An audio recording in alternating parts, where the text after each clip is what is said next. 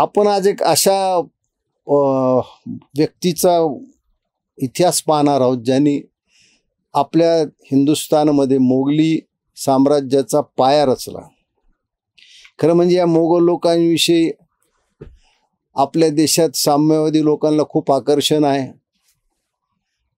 आपले एक स्वरात लोकप्रिय पंतप्रधान समजले जाणारे यांनी तर असं म्हटलं होतं की मी जन्मानं जरी हिंदू असलो तरी संस्कार आणि माझी वागणूक ही मुस्लिम लोकांसारखी आहे। इतकी भुरळ ज्या मोगल साम्राज्याविषयी मोगल राज्यकर्त्याविषयी या देशात होती त्याचा संस्थापक होता बाबर।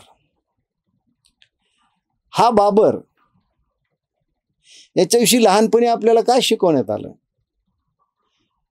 की बाबर हा खूप पराक्रमी होता, सहिष्णू होता, तो इतका काटक होता की त्याच्या वजनाच्या 2 व्यक्ती आपल्या काखेत घेऊन तो डोंगर चढायचा।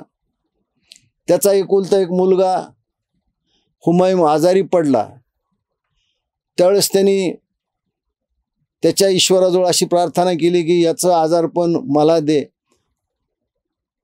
आणि मग त्याच्या ईश्वराने ती प्रार्थना ऐकली आणि हुमायून बरा झाला आणि बाबर आजारी पडला। हे आम्हाला शिकवण्यात आलं। हा किती खोटा इतिहास आम्हाला लहानपणी शिकवण्यात आला किंवा आमच्या इतिहासात याची नोंद करण्यात आली की बाबर असा होता। पण आम्हाला इतिहासात हे कधी शिकवलंच नाही की बाबर किती क्रूर कर्मा होता। बाबर एक नंबरचा दारुड्या होता। म्हणजे याचा एक मित्र दारू पिऊन एका कड्याहून खाली कोसळला आणि मृत्युमुखी पडला तर 10 दिवस बाबर त्याच्या नावाने विलाप करत होता।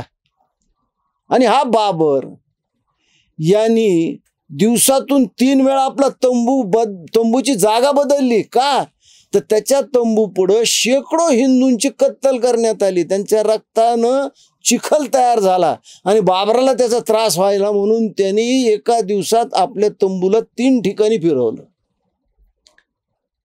हिंदूंच्या मुंडक्याचं मिनार रचण्याचा शौक या बाबराला होता। हे कधी आपल्याला शिकवलंय? नाही शिकवलं। या बाबराच्या एका सेनापतीनं अयोध्येमध्ये श्रीराम प्रभूचं मंदिर पाडलं। हे कधी आपल्याला इतिहासात शिकवलं? नाही शिकवलं। जाणून बुजून या क्रूरकर्म लोकांचा इतिहास दडवण्यात आला आणि त्यांना एक महान योद्धे, महान शासक असे त्यांच्याविषयीचं एक प्रतिमा जनमानसात उभा करण्याचा प्रयत्न कोणी केला? या साम्यवादी इतिहासकारांनी केला। म्हणून बाबर हा खरा क्रूर होता, हा खरा व्यसनी होता। त्याला हिंदू लोकांविषयी अत्यंत द्वेष होता। त्यांचं म्हणणं होतं की हे रानटी लोक आहेत, यांना राहण्याची रीतभात माहिती नाही। कशी माहीत असेल?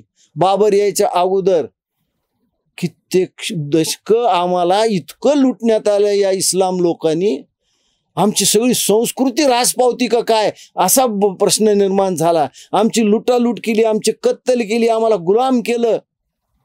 आणि तरी हा बाबर म्हणतो की या लोकांना राहण्याची रीत कळत नाही। बाबर ज्या प्रांतातून आला त्यात उंटासारखा अजागळ प्राणी होता आणि हिंदुस्थानमध्ये सुपीक जमीन, गायीसारखा उपयुक्त प्राणी, हे पाहून या लोकांची नियत फिरली, त्याला वापस जावंच वाटलं नाही। आणि शेवटी बाबर काय म्हणला, मी मेलो तरी मला काबूलमध्ये नेऊन पुरा। आणि मरताना याला उपरती झाली आणि त्यांनी त्याच्या मुलाला म्हणजे हुमायूनला काय सांगितलं, बाबा सहिष्णू हो, गायीची कत्तल करू नको। म्हणजे सगळ्या कत्तली करून प्रभू रामचंद्राचं मंदिर उद्ध्वस्त करून याला शेवटी उपरती झाली।